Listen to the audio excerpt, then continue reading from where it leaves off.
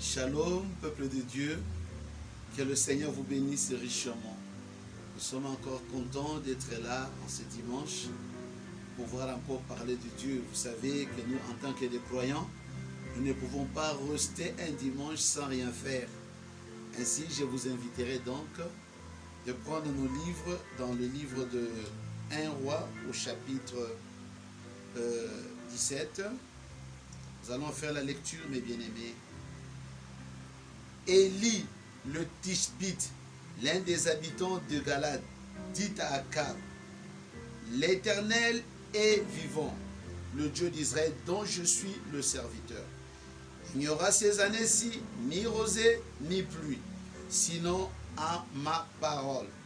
Et la parole de l'Éternel fut adressée à Élie en ces mots: Pars d'ici, dirige-toi vers l'Orient et cache-toi près du torrent de Kérit, qui est en face du Jourdain. Tu boiras de l'eau du torrent, et j'ai ordonné aux corbeaux de te nourrir là. Il partit et fit selon la parole de l'Éternel. Il alla s'établir près du torrent de Kérit, qui est en face du Jourdain. Les corbeaux lui apportaient du pain et de la viande le matin, du pain et de la viande le soir. Il buvait de l'eau du torrent. Mais au bout d'un certain temps, le torrent fut à sec, car il n'était point tombé de pluie dans le pays. Alors, la parole de l'Éternel lui fut adressée en ces mots: Lève-toi, va à Sarepta, qui appartient à Sidon, et demeure là. Voici, j'y ai ordonné à une femme veuve de te nourrir. Il se leva et il alla à Sarepta. Quand il arrivait à l'entrée de la ville, voici, il y avait là une femme veuve qui ramassait du bois. Il l'appela et dit: Va me chercher, je te prie, un peu d'eau dans un vase, afin que je boive. Et elle alla en chercher. Il l'appela de nouveau et dit: Apporte-moi, je te prie, un morceau du pain dans ta main. Elle répondit: L'Éternel ton Dieu est vivant. Je n'ai rien de cuit. Je n'ai qu'une poignée de farine dans un pot, un peu d'huile dans une cruche, et voici, je ramasse 2 morceaux de bois.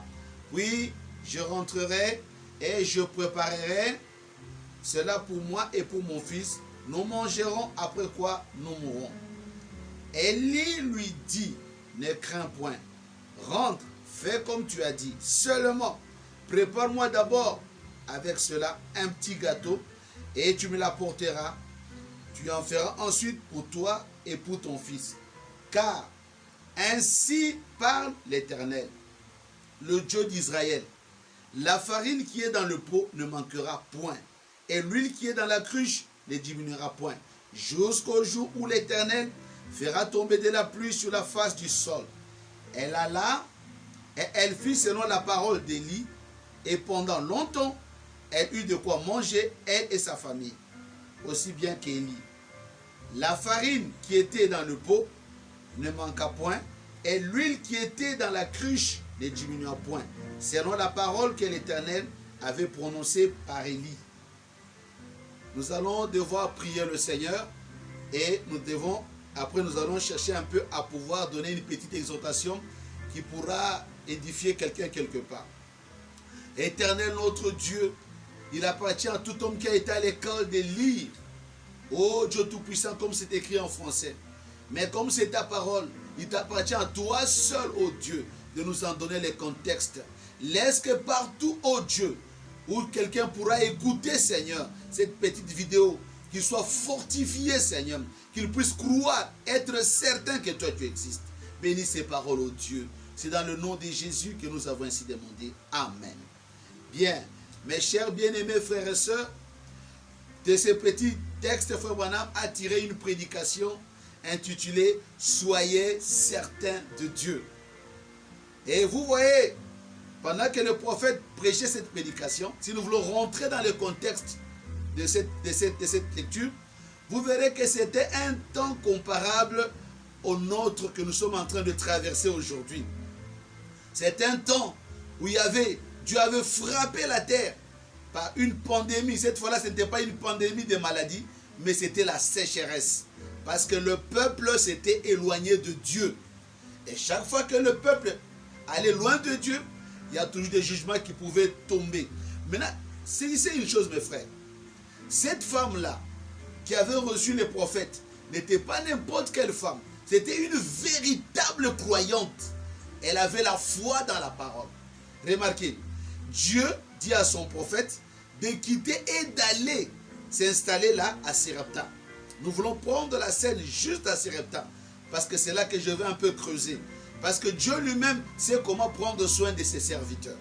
Mais là, cette fois-ci, moi j'aimerais faire ressortir quelque chose pour te montrer que nous devons être certains de Dieu.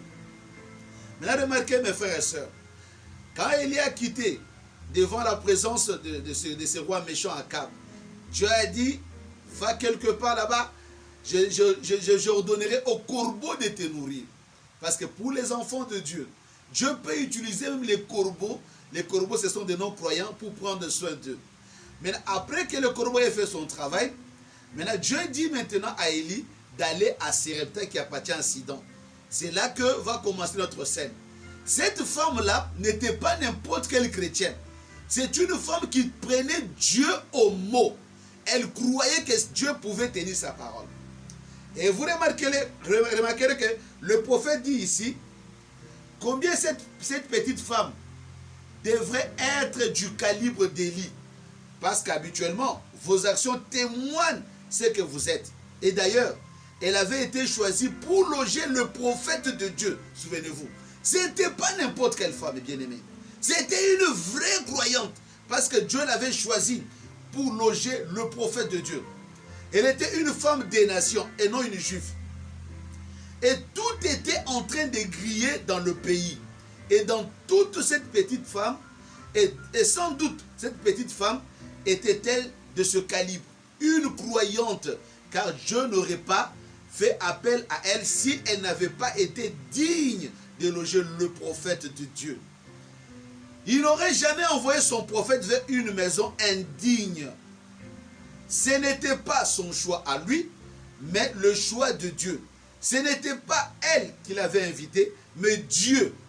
Il avait été placé près d'un torrent, les corbeaux le nourrissaient, mais d'après le commandement de Dieu, quelque chose devait se produire. Et Dieu est sûrement allé vers une croyante de la même nature qu'Élie. Remarquez, elle était veuve. Et nous ne sommes pas sans savoir ce qu'une veuve peut traverser avec son mari mort, un jeune garçon à élever. Et dans ces contrées-là, ils étaient dépendants de leur récolte. Ils n'avaient pas de programme comme nous en avons aujourd'hui et d'installation de défense.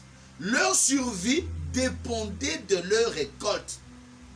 L'iniquité des gens et leur déchéance morale ayant entraîné une sécheresse sur le pays, ils étaient tous là affamés et mourants. Il est probable qu'elle avait dû prier des nuits durant, à plusieurs reprises, voyant la famine, voyant la farine dans le pot qui descendait. Et fatalement, vers le moment où il ne restait même plus une tasse de farine dans le pot. Il n'en avait plus qu'une petite poignée là. La mort approchait et allait bientôt frapper à sa porte, car il n'y avait plus moyen d'en obtenir. La nation entière mourait de faim et de l'huile. Il n'en restait plus qu'une cuillerée dans le petit récipient. Cette quantité d'huile et de farine était tout ce qui la séparait de la mort. Ses prières durent devenir vraiment sincères. Si pareille chose s'abattait sur votre foyer, il y aurait un peu plus de sincérité qu'il y en a parmi nous ce matin. Quand on sait que la mort se couche à la porte. Et je pense qu'on pourrait s'imaginer comme ceci. Elle avait dû prier toute la nuit, car un jour de plus, et son compte était réglé. Elle pouvait regarder les lèvres pâles de son petit garçon de 3-4 ans et voir les os saillants de son propre corps décharné. Et cela avait dû être terrible pour cette mère de voir la tournure que prenaient les événements. Et malgré tout, les mains tendues vers Dieu, elle priait jour et nuit.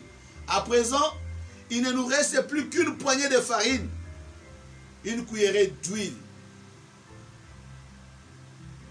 Mes frères et sœurs, est-ce que vous pouvez vous imaginer? C'est un temps qui est semblable au temps dans lequel nous vivons. À cause de nos péchés, Dieu jette sur la terre une grande pandémie. Et pendant cette pandémie, ne vous en faites pas, il y a des vrais croyants. Comme cette femme était une croyante, j'espère que toi qui me suis, tu es aussi un croyant. Peu importe la pandémie, peu importe le ravage, je parle notamment à mes frères qui sont là-bas en Russie. Peu importe les gens qui tombent à gauche, à droite ou aux États-Unis, ceux qui vont nous suivre aux États-Unis. Peu importe la pandémie, mais nous savons une seule chose, que nous sommes protégés à Goshen. Goshen, c'est là que vivaient les enfants d'Israël en Égypte. Parce qu'on avait demandé, il y avait une pandémie de la mort en Égypte. Maintenant, remarquez, Dieu avait dit aux enfants d'Hébreux de mettre le sang sur les lintons de leurs portes. Parce que quand l'ange de la mort viendrait pour frapper, il verrait qu'il y a le sang. Le sang représentait qu'il y avait déjà une vie qui avait pris leur place. Maintenant, remarquez, quelque part à Goshen, là-bas, les fléaux ne devaient jamais tomber là-bas. Pourquoi? Parce qu'il y avait le peuple de l'Alliance, le peuple de Joseph. On a remarqué ici, cette femme-là, oh mes bien-aimés frères et sœurs, la scène est semblable à aujourd'hui, à cause du péché, de l'homosexualité, tout ce qui se passe sur la planète. Dieu donnait un avant-goût du jugement. Maintenant, remarquez, quelque part aussi, il y a de ces personnes-là qui sont du calibre de Élie de la fin de temps. J'aimerais vous parler qu'aujourd'hui dans le monde, il y a un Élie, Élie le prophète, qui fait le tour du monde entier. J'espère que vous le connaissez. Prochainement, je vais vous le présenter, afin que vous puissiez comprendre où vous cachez. Maintenant, remarquez, le prophète arrive là-bas, ce n'était pas le désir du prophète ni de la femme, mais c'était Dieu qui a vu que cette femme-là était du calibre de son prophète. Il l'envoie là-bas. Parce que la femme-là devait recevoir ce message pour vivre. Devait recevoir ce message pour échapper à la pandémie. Oh mes frères et sœurs, c'est que la même chose aujourd'hui. C'est que là où tu es, si tu reçois le même message, Dieu pourra te protéger. Maintenant remarquez, le prophète arrive. Il arrive là-bas, il voit la femme qui était sortie dans la cour pour ramasser 2 morceaux de bois. Le prophète lui dit shalom. Et il dit shalom. Il dit, est-ce que tu peux m'apporter un peu d'eau? La femme dit, avec plaisir, j'ai un peu d'eau que j'ai gardé dans la maison. Et pendant qu'elle partait pour prendre de l'eau, le prophète écrit, pas seulement de l'eau, fais-moi aussi un morceau de gâteau car j'ai faim. Ah, mes frères, pendant le temps de confinement, un soi-disant pasteur qui agirait comme ça, nous allons le taxer de tous les noms possibles. Voleur, profiteur. Et ici même on dit, ils auraient dit le même langage là-bas. Mais la femme là, c'était une croyante. Elle croyait en Dieu. Elle a dit au prophète de Dieu, ô homme de Dieu, serviteur de Dieu Tout-Puissant, je n'ai qu'un peu de farine et un peu d'huile. Je suis sorti pour ramasser 2 morceaux de bois. Après quoi, je vais le préparer. Le prophète a dit, oui, j'ai entendu tes complaintes. Ce n'est pas ça mon problème. Mon problème est que je suis envoyé devant Dieu, de la présence de Dieu pour t'annoncer un message. Fais comme je te le dis. Alléluia. Parce que le prophète savait que dans l'obéissance, il y avait un secret. Quel est le secret? C'était le déclenchement du surnaturel. Pour voir la certitude que Dieu est là, il nous est demandé d'obéir à ce que Dieu nous demande de faire. Il ne faut pas douter. Il ne faut pas être entouré des douteurs, des sceptiques. Quand Dieu te parle, c'est par révélation. Dieu te dit de faire quelque chose. Fais-le. Ne demande pas à quelqu'un. Alors la femme là a dit, d'accord, je vais obéir. Dans son cœur, elle a consenti qu'elle devait obéir. Et pendant qu'elle partait, avec la foi, elle devait vraiment être une croyante. Ce n'est pas comme des croyants là qu'on peut acheter avec n'importe quoi. Elle partait. Pendant qu'elle partait, elle avait foi en Dieu. Elle entend la voix du tonnerre du prophète. Car ainsi dit le Seigneur.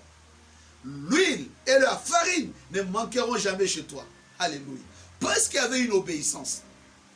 Parce que quand vous obéissez à Dieu, sachez toujours que Dieu sera obligé de tenir sa parole. Maintenant, remarquez mes frères. Cette femme-là avait prié de nuit durant sans qu'il puisse trouver réponse à ses problèmes. Et le prophète dit ici, vous savez, c'est une chose étrange, mes frères, que Dieu permette que ceci pénètre chacun de vous, puisque vous n'ayez jamais plus m'entendre prêcher. Que ceci soit un message. Il est étrange, des plus étranges, que parfois Dieu fasse des choses de cette façon-là. La femme l'avait commencé à prier des années, des nuits durant, parce que ça faisait 3 ans et demi. Elle ne faisait que prier, implorer. Dieu ne répondait pas. Et Frère Branham dit, c'est des choses tellement étranges. Il dit, vous savez, après vous avoir confessé nos péchés et satisfait à chacune des exigences de Dieu, nous avons cru en Dieu. Il y a des conditions à remplir. Et c'est selon sa volonté. Et nous avons confessé nos péchés. Et nous avons redressé tous nos torts. Tout ce que nous pouvions faire, nous l'avons fait. Chacune des exigences que Dieu a indiquées, nous y avons satisfait. Il reste malgré tout silencieux. Il refuse simplement de nous répondre. Je suis sûr que je parle ce matin à certaines personnes qui sont en train de passer par là. J'y suis passé moi-même, le prophète, bien de fois.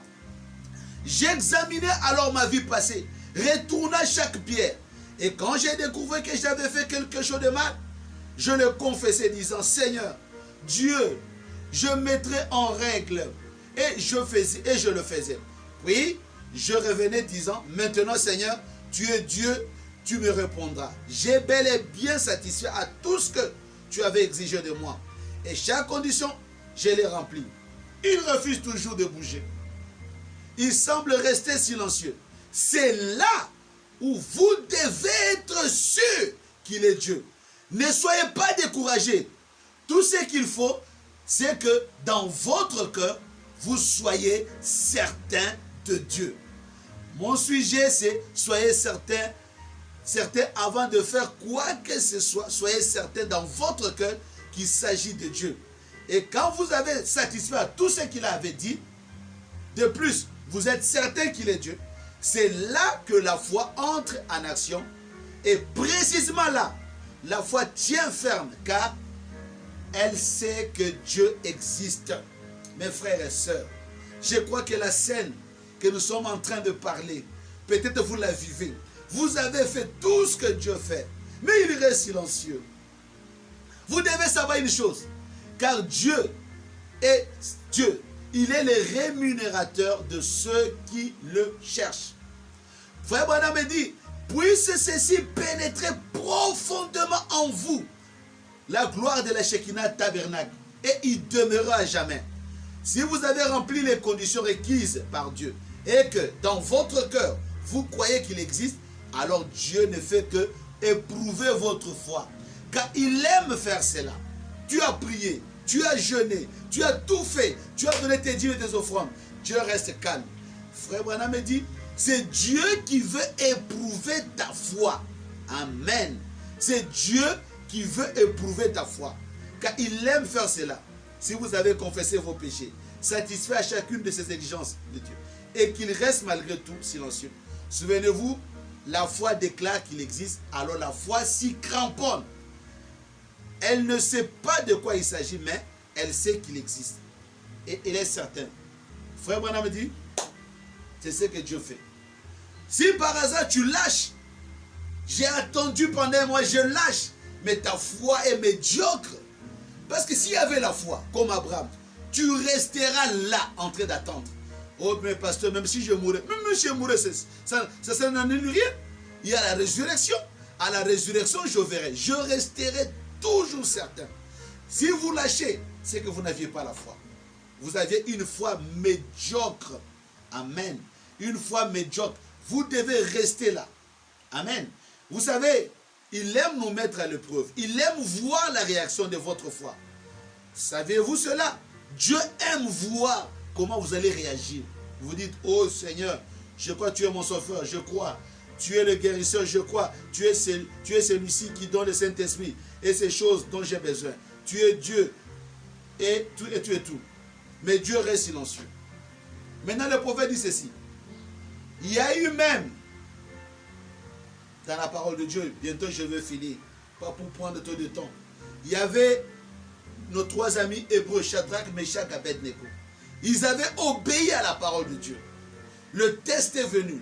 Le roi Nabuchodonosor a dit, tous ceux qui ne vont pas s'agenouiller devant la statue que j'ai érigée, ils seront jetés dans la fournaise ardente. Ces croyants-là, ils croyaient que Dieu tiendrait la parole. Ils étaient certains. Ils savaient que le Dieu de Daniel était un Dieu véritable. Alors qu'est-ce qu'ils ont fait? Ils sont restés là en train de prier. Malgré la situation, il ne faut pas lâcher. C'est Dieu qui te fait passer par les épreuves. Peu importe la situation, que 1000 tombent à ton côté, 10 000 à ta droite, tu ne seras jamais atteint. Remarquez mes frères, la situation ne faisait que se désagréger. Alléluia. Et le roi a décidé enfin, les 3 amis hébreux ont refusé d'obtempérer à l'ordre du roi.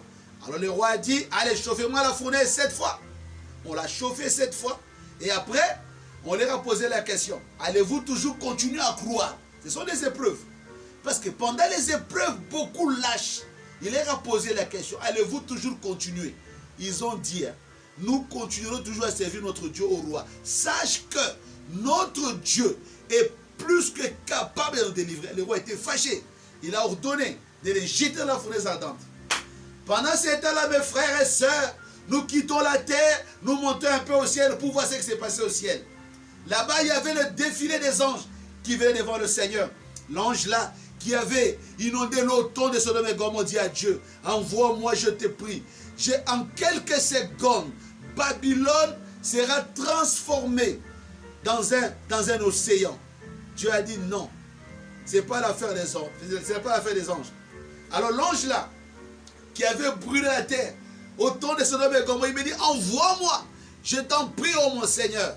Je vais à ce moment même brûler tout Babylone et tes enfants seront épargnés. Dieu n'a pas répondu. Il a dit, Gabriel est sorti là-bas. C'est moi que tu envoies pour les Juifs. Dieu a dit non. Michaël est sorti. Tous les anges. Dieu a refusé. C'était les affaires des hommes.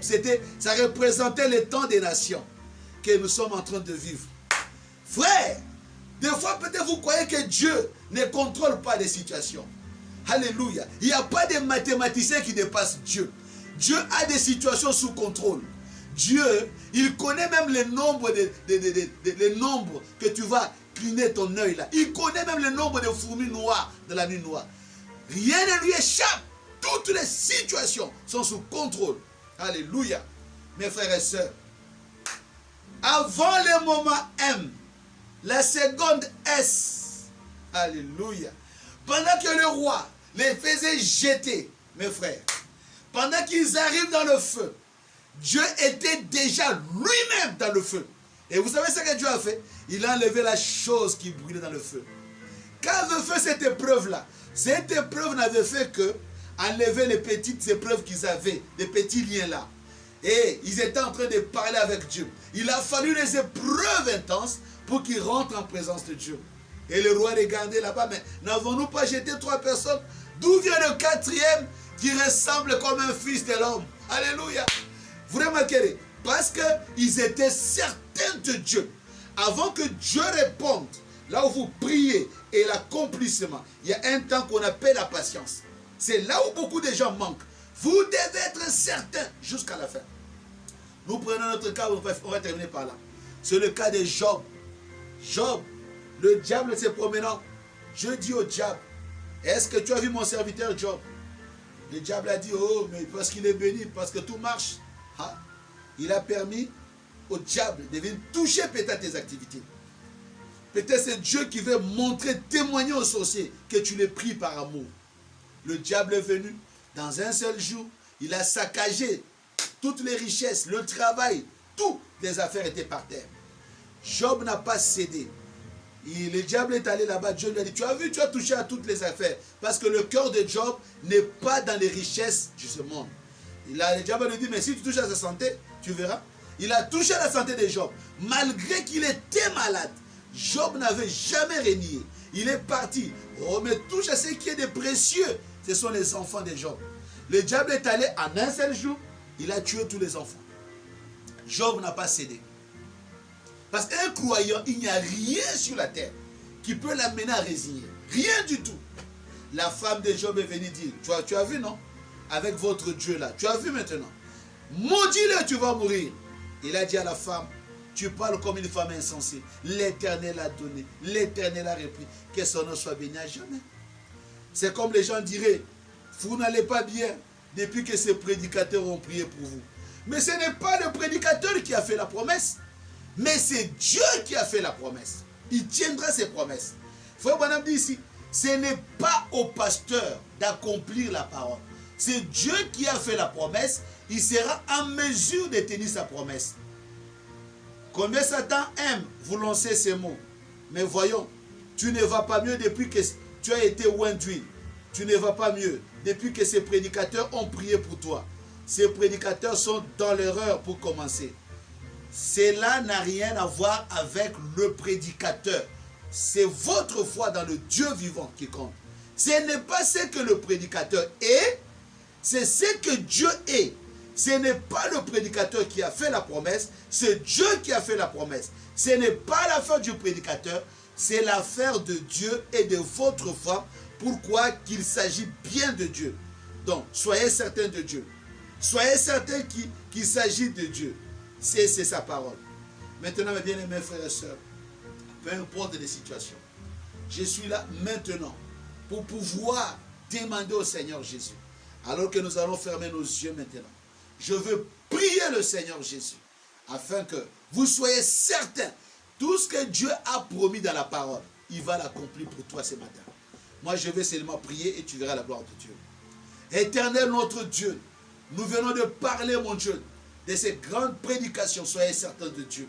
Oh Dieu Tout-Puissant, c'est le message que ton prophète a pu parler. Oh Dieu Tout-Puissant, je ne fais que répéter le prophète. Ou que ce soit tes enfants, Seigneur. Laisse que c'est la parole de ce matin. Là où on regardera cette vidéo, Seigneur. Que se déclenche, Seigneur, le surnaturel, Seigneur. Que tu touches quelqu'un, Seigneur. Que les démons puissent le quitter, Seigneur Jésus. Et qu'ils puissent trouver, Seigneur Jésus, la réponse à leurs problèmes. Je te prie, oh Dieu, en tant que ton serviteur, Seigneur, de pouvoir agréer, Seigneur, la prédication de ce matin, Seigneur. Oh, c'est un dimanche, oh Dieu Tout-Puissant. Fais quelque chose, Seigneur de gloire. Touche même ceux qui sont en Russie.